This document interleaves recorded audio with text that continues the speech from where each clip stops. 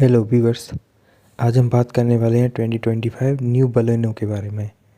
और मैं जो ड्राइव कर रहा हूँ वो इसका डेल्टा वेरिएंट है।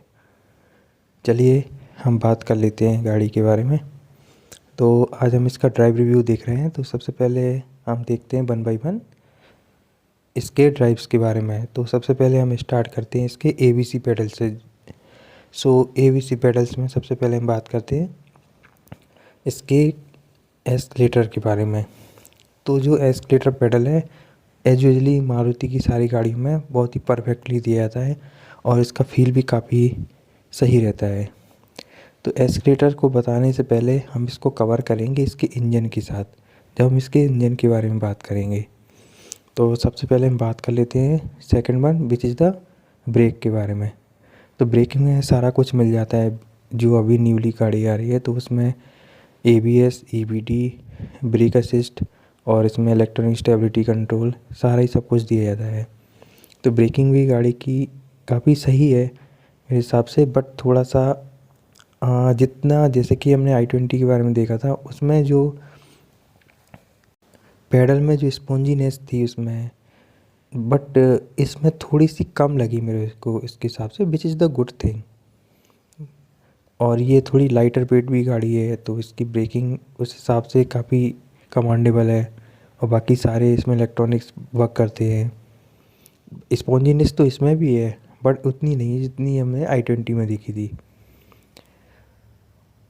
ये तो हो गई इसके ब्रेक्स की बात। ब्रेक्स भी काफ़ी लीनियर हैं, कोई भी लिटरल मूवमेंट नहीं आता इधर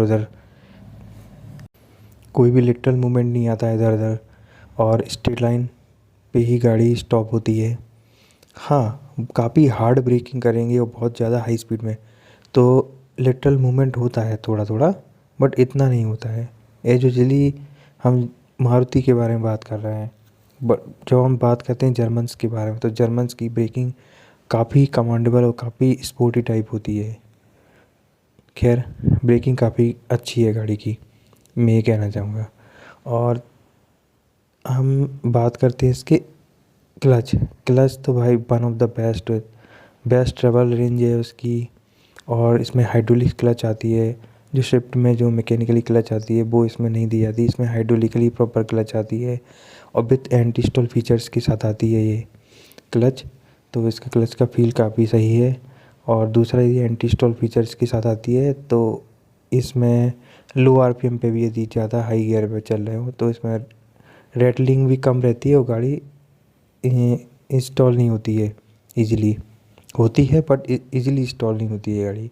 ऑटोमेटिकली RPM इसके इंक्रीज़ होते रहते हैं। यदि आप थोड़ा सा भी क्लच रिलीज़ करते हैं तो सडनली RPM इंक्रीज़ होते हैं, जो कि न्यूली ड्राइवर्स के लिए भी काफ़ी सही रहता है उनका। बट जो एक्सपीरियंस ड्राइवर है उनको भी काफ़ी सही लगता है ये चीज़। मैंने जिन लोगों से पूछा है, रिव्यू लिया है, तो बोलते हैं एंटी स्टॉल फीचर काफ़ी सही चीज़ है। मैंने भी इसको ड्राइव किया और चलाया तो मेरे को काफ़ी सही लगा एंटी स्टॉल फीचर। और ये सबसे बढ़िया वर्क करता है जब हम हिल्स पे हो, मीन्स हमको जनरली कोई भी स्लोप पे गाड़ी खड़ी हो, हमको जस्ट पिक करनी हो तो RPM डाउन जाने के साथ थोड़ी सी इंक्रीज हो जाती है, जिससे क्लच पे भी गाड़ी उठ जाती है, आराम से पिक कर जाती है। चलिए, ये हो गया हमारा ABC पेडल्स के बारे में। अब हम बात करते हैं इसके गियर्स के बारे में। जो पुरानी वाली बलेनो थी उसमें गियर में काफ़ी नोचिंग था, स्पेशली सेकंड गियर में। बट इसके गियर शिफ्ट बिल्कुल बटर स्मूथ है, कोई भी नोचीनेस नहीं है और परफेक्टली गेट स्लॉटेड है। और मारुति की गियरिंग काफ़ी सही आती है, बहुत ही ज़्यादा बटर स्मूथ रहती है। सो इसकी भी बटर स्मूथ ही है। पहली वाली की इतनी बटर स्मूथ नहीं थी तो, बट जो नोचीनेस थोड़ी ज़्यादा थी इसमें। और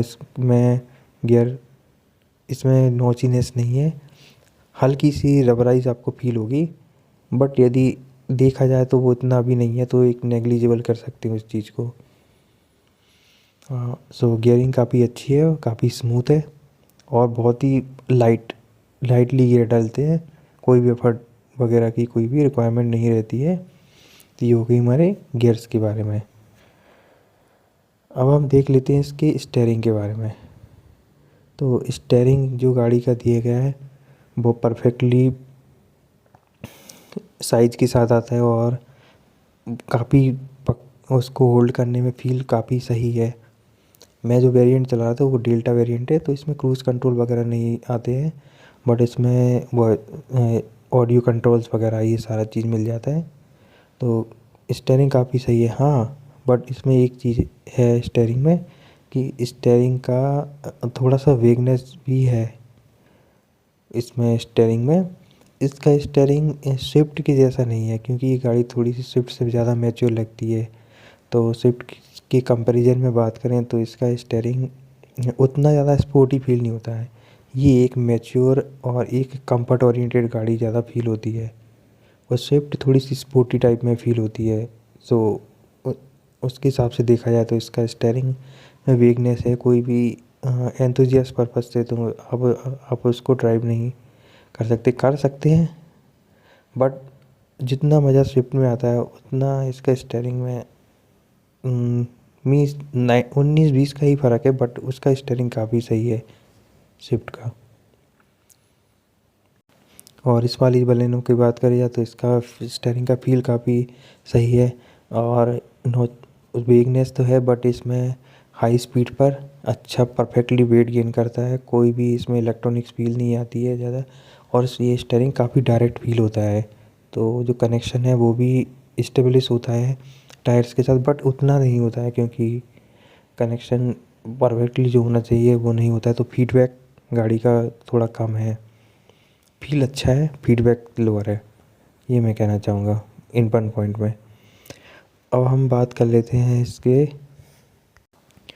सस्पेंसन के बारे में। तो सस्पेंसन जो पुरानी वाली बलेनो थी उससे इसकी सस्पेंसन पूरा ही चेंज किया गया है, क्योंकि पूरा चेसिस चेंज हुआ है, न्यू शेप्ड में है, तो सारी चीज़ें इसमें चेंज हुई है। तो सस्पेंसन न्यूली ट्वीक्ड है इसकी सस्पेंसन। तो सस्पेंसन के बारे में बात करूँ, पुरानी वाली में क्या था, उसमें थर्ड की वॉइस बहुत ज़्यादा थी, और सस्पेंसन इतने मैच्योर नहीं थे, क्रैश जल्दी होते थे। बट ये सस्पेंसन की बात करी जाए तो ये सॉफ्टर साइड ही है, बट काफ़ी मैच्योर है। मतलब हाई स्पीड पे यदि आप ब्रेकिंग कर रहे हो तो इसमें नोज़ टाइप नहीं आती है ज़्यादा।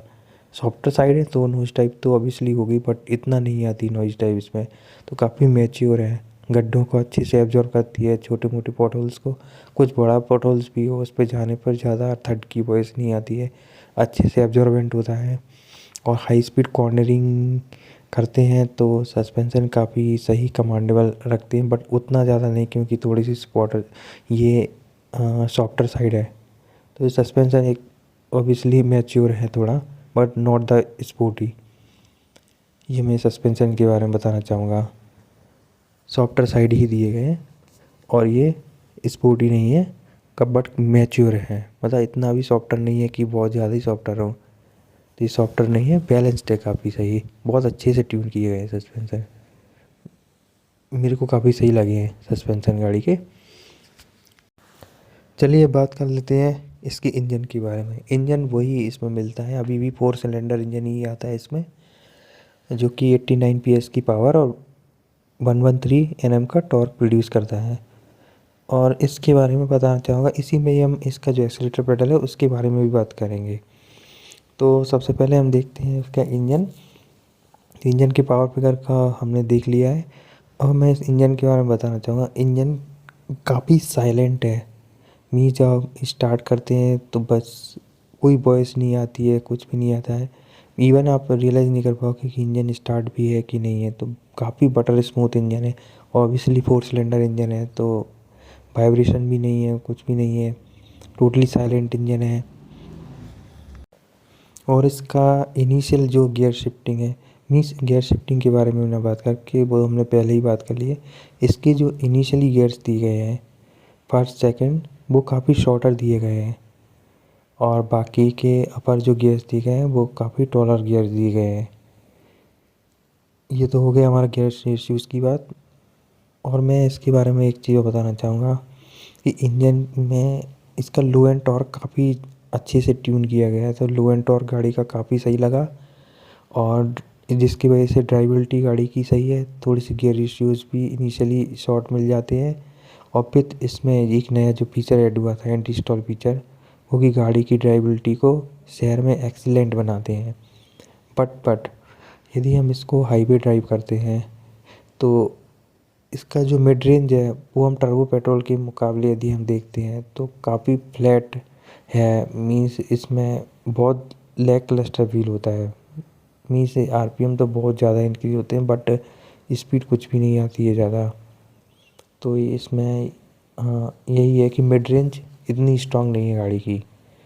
बट यदि हम टर्बो पेट्रोल की कंपैरिजन में बात करते हैं तो बाकी ओवरऑल हम अदर नेचुरली एस्पिरेटेड इंजन्स के बारे में बात करते हैं तो इसकी काफ़ी स्पोर्टी दिए गए हैं। बट i20 के मुकाबले में बात करें तो उतना स्पोर्टी नहीं है। i20 ज़्यादा स्पोर्टी फील होती है और स्पेशली अपने गियर रेशियोज़ की वजह से, क्योंकि इसकी गियर रेशियोज़ काफ़ी शॉर्टर है। हाँ, ये तो हो गया हमारा। और ये काफ़ी लो आरपीएम पे क्रूज़ करती है गाड़ी। टू काफ़ी लोअर गियर आरपीएम पर ये क्रूज़ करती है।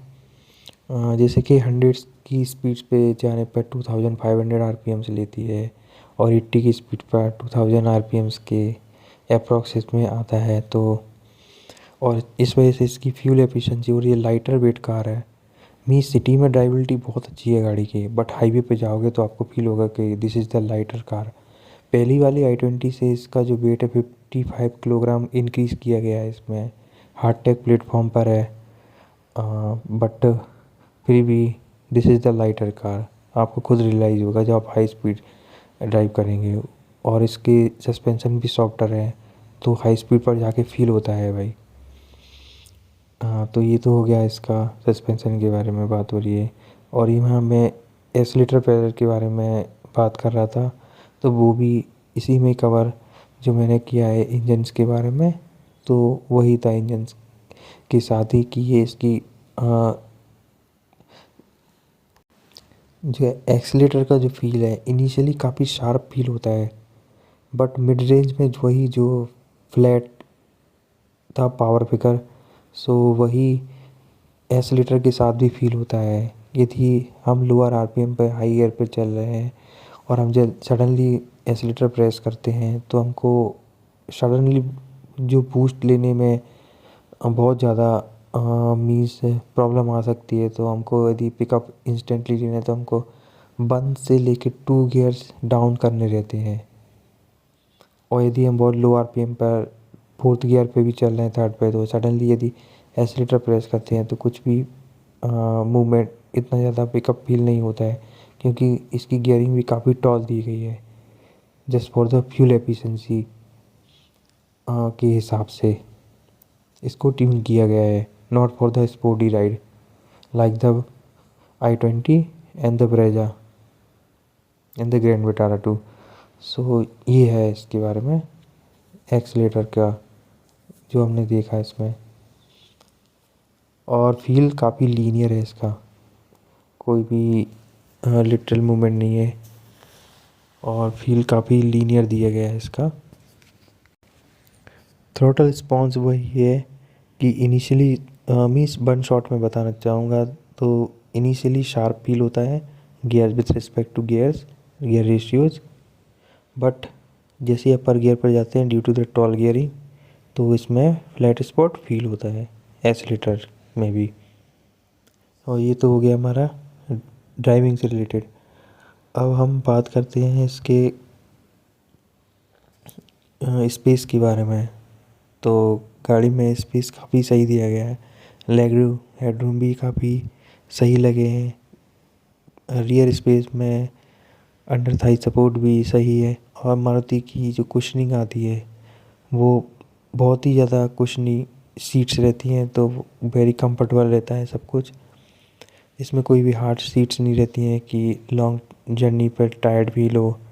कुशनिंग भी काफ़ी सही है। रियर पैसेंजर भी को क्रैम्पिंग फील नहीं होती है जैसे स्विफ्ट में रहती है। इसमें लेग रूम हेडरूम सारा सब है, थोड़ी खुली खुली फील होती है कार। और इसमें जो अपर वेरिएंट्स दिए जाते हैं इसमें जेटा के ऊपर वाले, तो उनमें एसी वेरिएंट्स वगैरह रियर में भी आता है इसमें जेटा अल्फा वेरिएंट्स में। और इसमें टाइप ए और टाइप सी भी फास्ट चार्जिंग दी गई है रियर में और फ्रंट में भी फास्ट चार्जिंग मिलती है। और इसमें इंफोटेनमेंट की बात करी जाए तो इसके जो लोअर वेरिएंट्स आते हैं उसमें 17.78 सेंटीमीटर का इंफोटेनमेंट मिल जाता है, जिसमें कि एंड्रॉयड ऑटो, एप्पल कारप्ले मिलता है, बट वायर के साथ मिलता है। OTA अपडेट्स भी मिल जाते हैं ओवर द एयर। बट इससे जो अपर वेरिएंट्स आता है जेटा अल्फा, तो उसमें मिलता है हमको 22.86 सेंटीमीटर का infotainment system. Smart pro plus के नाम से आता है ये। और इसमें Android auto, Apple CarPlay wireless मिलते हैं, और हमको over the air updates, connected apps वगैरह सारा सब कुछ मिल जाता है। और इसका रिजोल्यूशन भी एक्सीलेंट है, और रिजोल्यूशन के साथ साथ इसका टच रिस्पॉन्स भी काफ़ी सही दिया गया है। और इसमें 360 डिग्री कैमरा और 6 airbag standard, hill hold control है, ABS CVT ब्रेक असिस्ट है, और इसमें इलेक्ट्रॉनिक स्टेबिलिटी कंट्रोल, ये सारे इसमें फीचर्स इसमें स्टैंडर्ड दिए गए हैं। और इसमें ऑटो क्लाइमेट AC है, जो कि इसके बेस वेरिएंट सिग्मा से ही मिल जाता है, सारे वेरिएंट्स में दिया जाता है। और इसमें बेस वेरिएंट्स ही प्रोजेक्टर हेडलैम्प्स मिलते हैं, बट जो जेटा अल्फा वेरिएंट्स आते हैं उनमें LED प्रोजेक्टर हेडलैम्प्स दिए हैं, जिनका थ्रो काफ़ी अच्छा है, काफ़ी ब्राइटर है, काफ़ी मीन्स आपको चेंज करने की ज़रूरत नहीं रहती है, इतने पावरफुल दिए गए इसका LEDs, तो वो काफ़ी सही है। और बलेनो के बारे में यही सारी पॉइंट्स हमने देखे हैं। अब मैं उसके बारे में यही बताना चाहूँगा कि this is the premium car. इसको हम स्विफ्ट के कंपैरिजन में कंपेयर कर रहे हैं, बट ये नेक्सा का एक हैचबैक में एक प्रीमियम प्रोडक्ट दिए गए हैं, जो कि स्विफ्ट के मुकाबले में देखा जाए तो स्विफ्ट थोड़ी सी ज़्यादा स्पोर्टी और इसका लुक्स इंटीरियर भी फील होता है, but this is the comfort oriented car. एक तरह से लग्जरीज जो फील है वो इसमें काफ़ी सही मिलता है, इसमें क्वालिटी वगैरह। और इसमें पूरा जो इंटीरियर इस गाड़ी का दिया गया है वो काफ़ी प्लसनेस दी जाती है इसमें। बस यही सारे पॉइंट्स इसमें हमने कवर किए हैं। और इसमें जो स्टार रेटिंग है वो भारत एनकैप के थ्रू इसमें 4 स्टार बताए गए हैं। अब एक्चुअल तो ग्लोबल एनकैप तो इसका कुछ डेटा है नहीं है, नेट पे भी कुछ नहीं है, आई थिंक हुआ भी नहीं है इसका। भारत एनकैप में जरूर इसके 4 स्टार है, बट इसके बारे में ये this is the lighter car, तो सेफ्टी की वजह से मुझे नहीं लगता कि हाँ, बट बहुत सारी कंपनी ने चेंजेस किए गए हैं, तो फ्यूल एफिशिएंसी के मामले में तो एक्सीलेंट है ही, और सेफ्टी भी इसमें सही ही है, but not the top of the notch. But 6 airbags और सारे इलेक्ट्रॉनिक्स वगैरह दिए जाते हैं, तो सेफ्टी तो कुछ हद तक इंक्रीज़ हुई है। ओके व्यूअर्स, यही सारे पॉइंट्स हमने देखे हैं, चलो इसको बाइंड अप करते हैं। आई होप ये इन्फॉर्मेशन आपको अच्छी लगी होगी। Please like and share and subscribe to the channel. Thank you.